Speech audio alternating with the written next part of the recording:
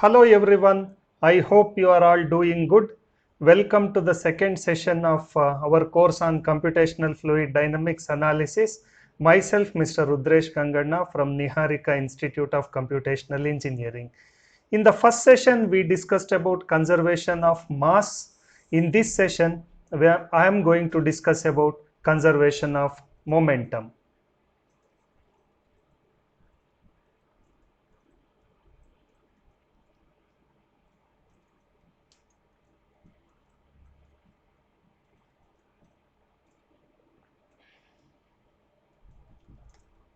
Now, mathematically, if you take momentum is a product of mass moving with certain velocity. Mass moving with certain velocity. Now, we have to focus on what imparts velocity to the fluid mass. Momentum means what? The mass moving with certain magnitude of velocity. Now, we have to understand what imparts momentum to the fluid mass, in the sense what causes fluid to attain a velocity. Let us say the fluid is at rest or any body is at rest. In order to attain a momentum, what has to be done? The body has to move. So, what adds velocity to the fluid? That factors we have to investigate in order to have a better understanding of momentum.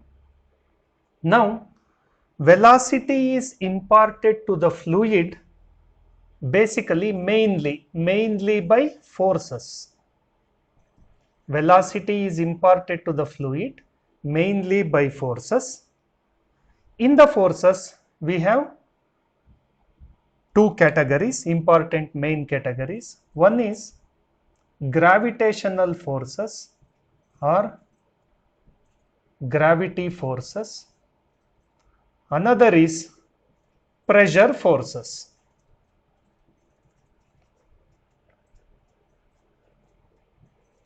Now, I am going to explain how gravity is imparting momentum to the fluid. I will take a simple example. I have a pipe. The first explanation will be gravity forces. I am going to explain how gravity forces are imparting velocity to the fluid. This is a pipe. Arrow indicates the direction of flow, and this is inlet of the pipe. This is outlet of the pipe. The pipe is perfectly horizontal. If I take ground as a reference datum plane, with respect to the datum plane, Z1 is the elevation of the center line on the inlet side. Z2 is the elevation with respect to the center line and the reference datum on the outer side. Now, in this case, I will assume Z1 equals Z2. Imagine there are no pressure gradient. That means what? Inlet is also 2 bar pressure and my outlet is also 2 bar pressure. Pressure at outlet is also 2 bar. Pressure at inlet is also 2 bar. I wanted to keep the pressure effects as neutral when I am explaining about how gravity forces are imparting momentum to the fluid. Now, what will happen? Inlet is also 2 bar, outlet is also 2 bar, and Z1 equals Z2. Then fluid will not move. So, in this case, what will happen? The velocity attained by the fluid, the velocity is 0 meter per second, or it is a static fluid, it is a stationary fluid. Now the same pipe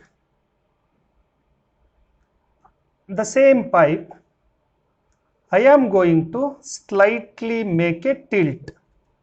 This is the inlet, this is the outlet, and this is our as usual datum plane. Now this is Z1, this is Z2. Now because of tilting, what will happen?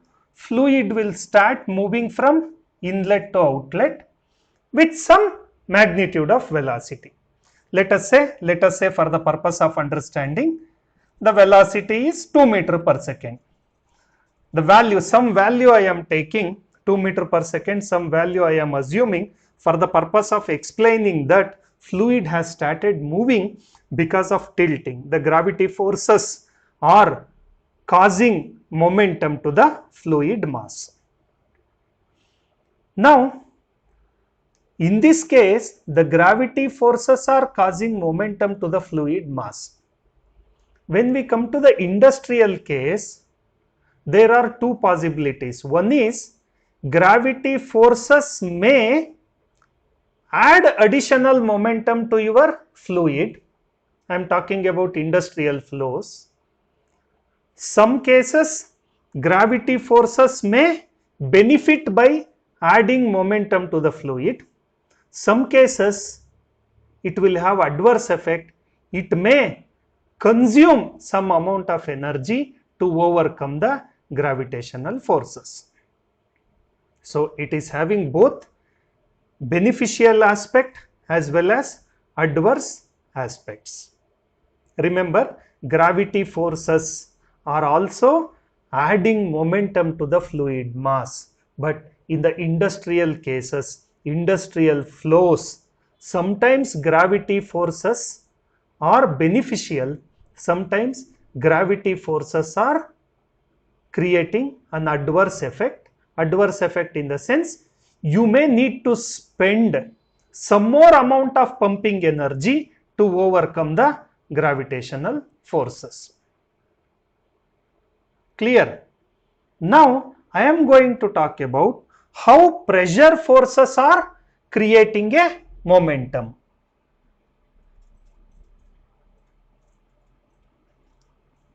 Pressure forces.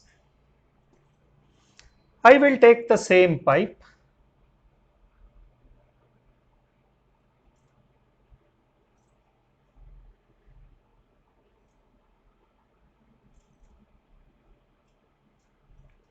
Take the same case, Z1 equals Z2. Now, how the fluid will move? If inlet is 2 bar and outlet is 1 bar, then the pressure forces will push the fluid to move from inlet to outlet. For the purpose of understanding, let us say it will move, the fluid will move with 2 meter per second velocity. Now in these cases, I am talking about influence of pressure forces in creating momentum to the fluid mass. So I am nullifying the gravity effects here. When I am talking about impact of pressure forces in creating a momentum to the fluid, I am going to nullify the gravity effects.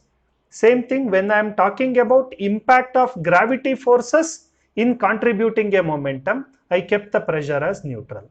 So here I kept the gravity forces as neutral and I am playing with pressure forces. So inlet is 2 bar, outlet is 1 bar, then fluid will attain momentum and it will start moving with some magnitude of velocity. For the purpose of showing, I have considered 2 meter per second velocity.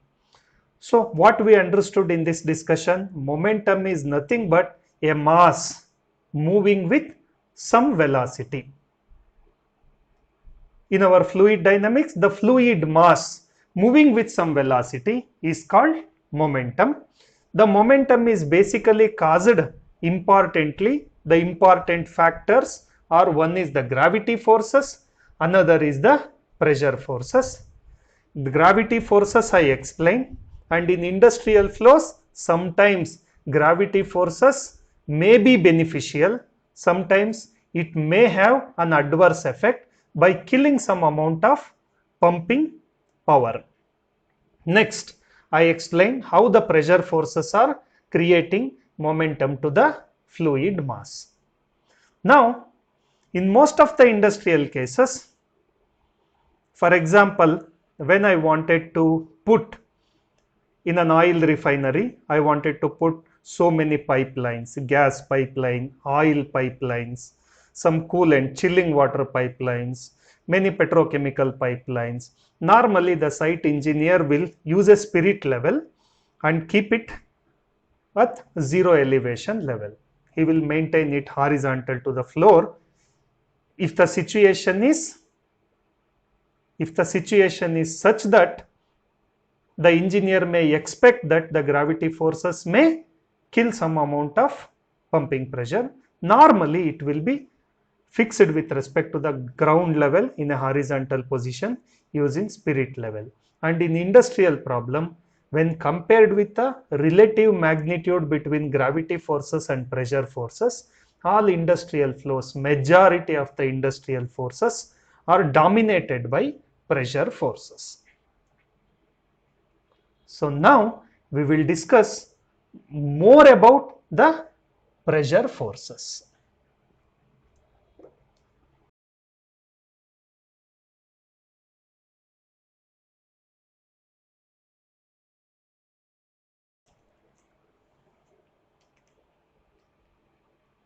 Now I am going to explain in detail about the generation of momentum because of pressure forces.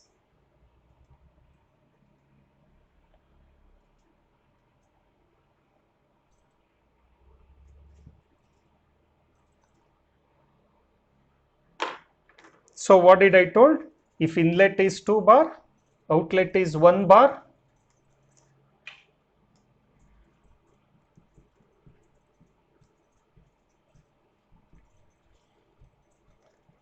even though Z1 equal to Z2, the difference of pressure is creating a velocity, let us say some 2 meter per second. So the pressure forces are creating a momentum. That is what I explained. I am going to talk about more on the pressure forces, and I am ignoring the gravity effect. That means I am making an assumption that Z1 equal to Z2. Now I will take the example of the same nozzle what I have taken in the mass conservation principle. I will take this as a converging nozzle. This is inlet, this is outlet. For Mach number less than 1, it will accelerate the flow. Section 1 is inlet, section 2 is outlet. I will take another two imaginary planes. This is imaginary plane A, this is imaginary plane B. Now we all know that nozzle is used to accelerate the flow. That means velocity 1 is, for example, 10 meter per second. Then velocity 2 is 20 meter per second, because purpose of nozzle is to accelerate the flow. As I already discussed, nozzle is a energy transformation device. That means it converts pressure energy into kinetic energy. So if pressure at inlet P1 is, let us say, 10 unit, then P2 will be 2 unit. The drop of pressure from 10 unit to 2 unit is associated with rise in velocity from 10 meter per second to 20 meter per second. Now I am going to take a new variable which is called P suffix 0 or P naught, that is termed as total pressure, is a sum of P, that means is a static pressure, plus P dynamic. Your total pressure is a sum of static pressure plus dynamic pressure. Your dynamic pressure is a function of velocity if the flow is incompressible. If the flow is compressible, it will be a function of Mach number.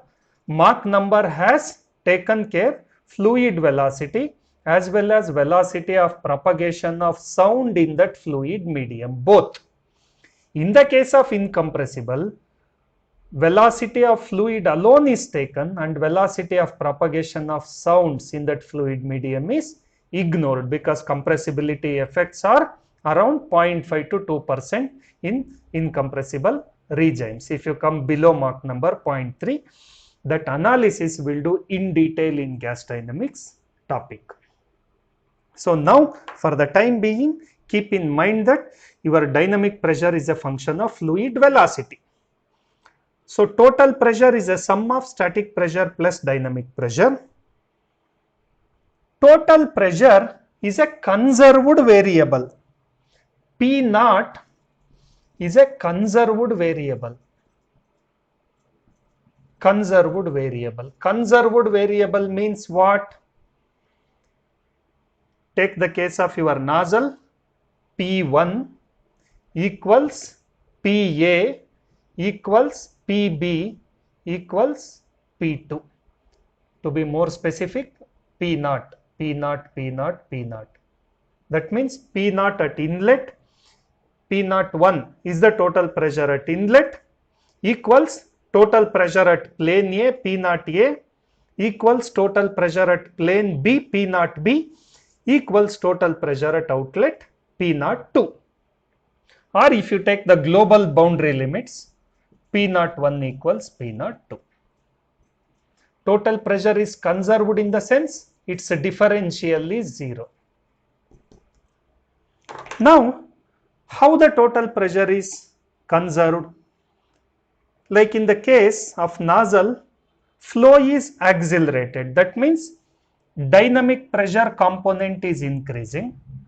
Dynamic pressure component increase or flow acceleration is associated with drop in static pressure.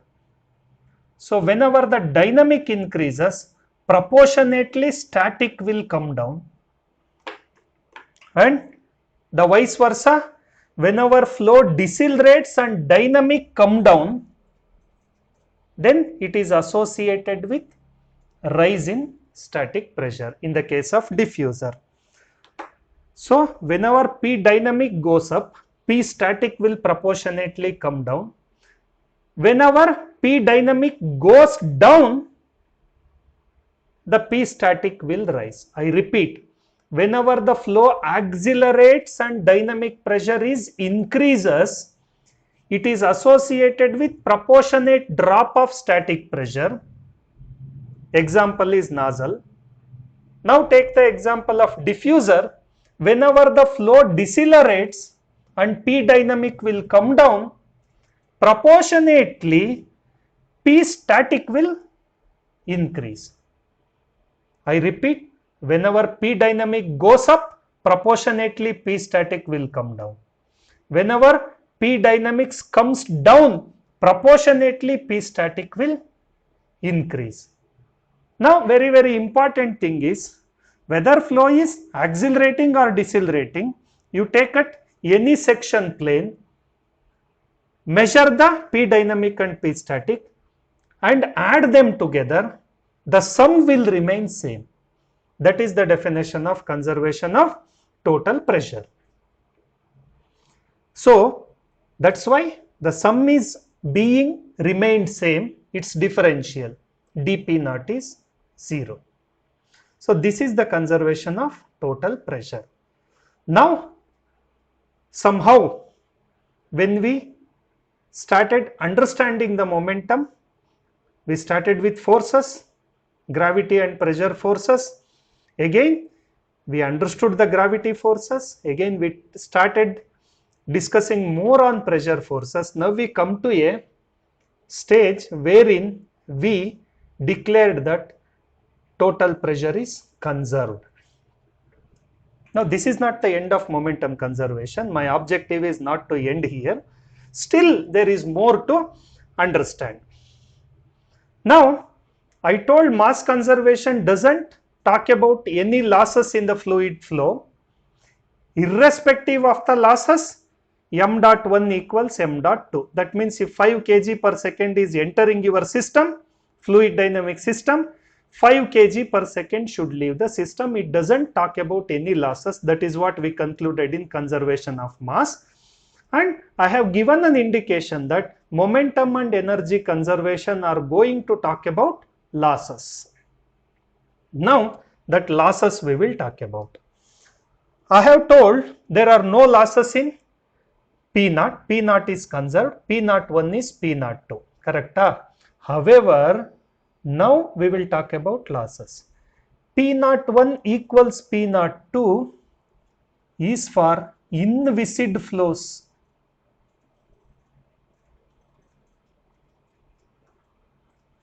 Zero friction. Inviscid means what? Viscosity is zero.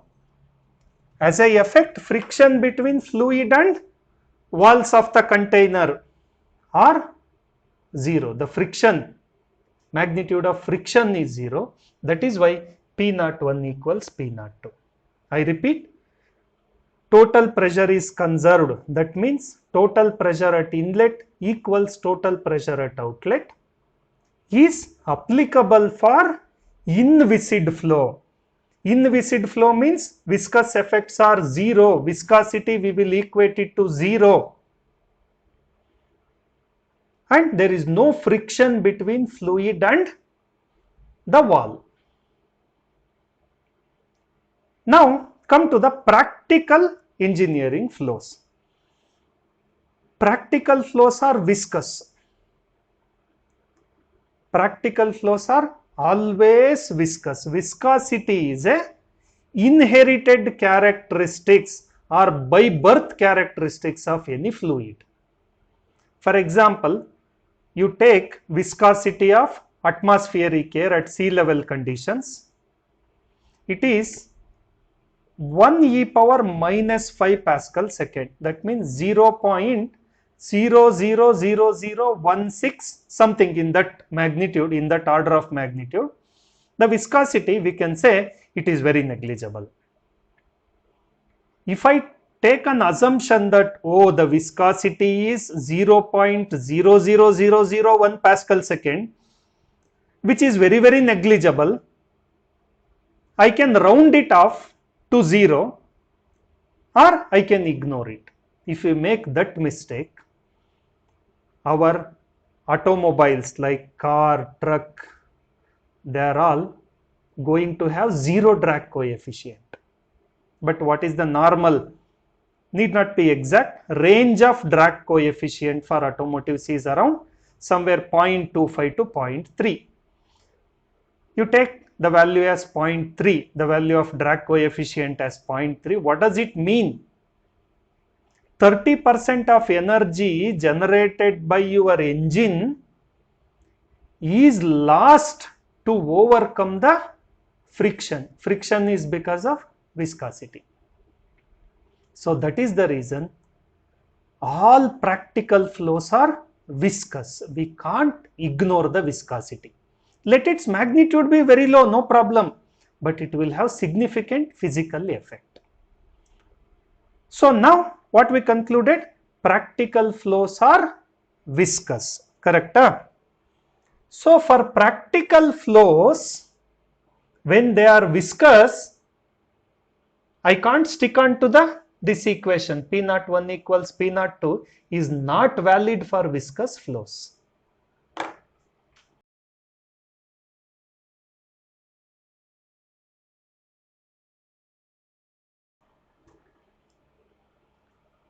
So for practical flows, P naught 1 is not conserved. If P naught 1 is 2 bar, I am taking examples for values, magnitude of 2 bar for the purpose of demonstration, then P naught 2 will always be less than P naught 1. Let us assume it is 1.95 bar. The difference delta P naught of 2 minus 1.95 0.05 bar. This 0.05 bar is lost due to friction between the fluid flowing in the device and the wall. So the 0.05 bar is the total pressure which is lost while overcoming the friction between fluid and the wall. That friction is because of viscosity effect. So this we will call it as total pressure drop, or in common engineering terminology, pressure drop. If you refer any of your heat and mass transfer textbook, for example, in engineering 6th or 7th semester, you might have all engineering students have studied heat and mass transfer, thermodynamics and other textbooks. Some examples are there, like design a shell and tube heat exchanger for so and so is the hot fluid, so and so is the cold fluid, this much is the T hot in, this much is the T cold in. At the end it will be there, pressure drop should not exceed 5000 Pascal, 6000 Pascal, something like that. That means you should design in such a way that the pressure drop should be minimum. Otherwise, if pressure drop is more, some of the pumping energy will be lost. How pumping energy will be lost? I will tell you. You have some application. You have some application.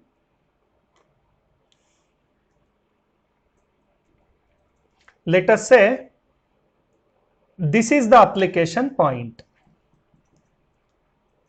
This is the point of application. You have a device here. You have a device at the point of application, and that application exactly needs 2 bar total pressure. Exactly needs 2 bar total pressure. If the pressure drop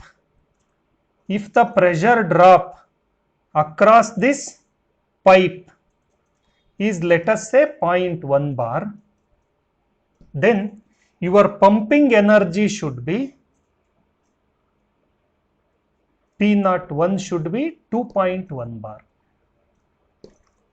This is the supply point, this is the application point.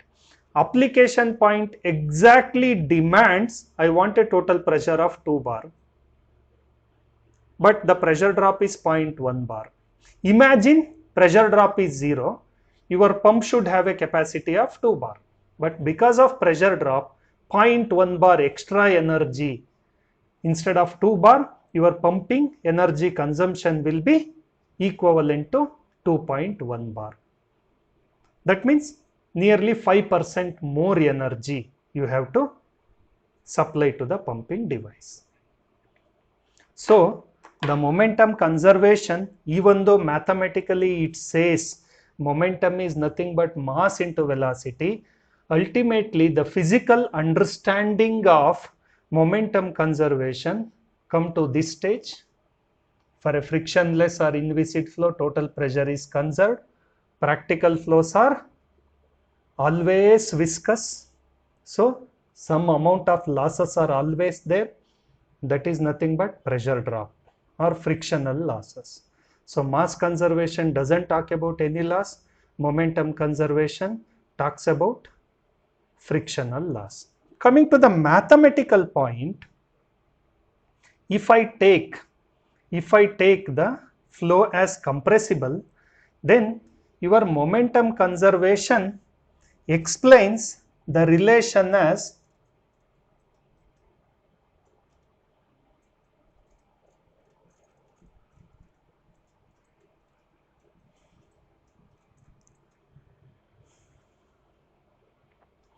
d by dx of rho u1 squared equal to minus dp by dx, and d by dy of rho u2 square equals to minus dp by dy, d by dz of rho u3 square equal to minus dp by dz. where u1, u2, u3 are the velocity components in xyz direction. So in x momentum equation, mathematically the momentum term will conclude that d by dx of rho u1 square equals minus dp by dx. What I have written is for compressible flows, where density is a variable. In the y momentum equation, d by dy of rho u2 squared equals minus dp by dy. u2 is a y velocity component. In the z momentum equation, d by dz of rho u3 square equal to minus dp by dz. u3 is a z direction velocity component. So the momentum equation in Navier-Stokes equation also gives the relationship between the magnitude of pressure gradient to the magnitude of velocity. Because more is the pumping pressure here, more will be the velocity. Less is the pumping pressure here, less will be the velocity. So there is a direct relationship between amount of momentum achieved in a flow to the magnitude of pressure gradient. Why negative term is coming here, that I will slightly give an introduction. There are two types of pressure gradients. One is favorable pressure gradient. Favorable pressure gradient. Favorable pressure gradient means what? This is the inlet, this is the outlet. Your dP is what? P final minus P initial. For the flow to move from 1 to 2, that is what we expected.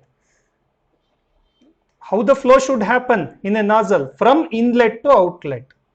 For the flow to move from inlet to outlet, P1 should be, let us say, 3 bar, P2 should be less than P1, then fluid will move from inlet to outlet. So if you put into this equation, 2 minus 3, that is negative. So favorable pressure gradient is negative, that is why minus dP by dx will come. But adverse pressure gradient is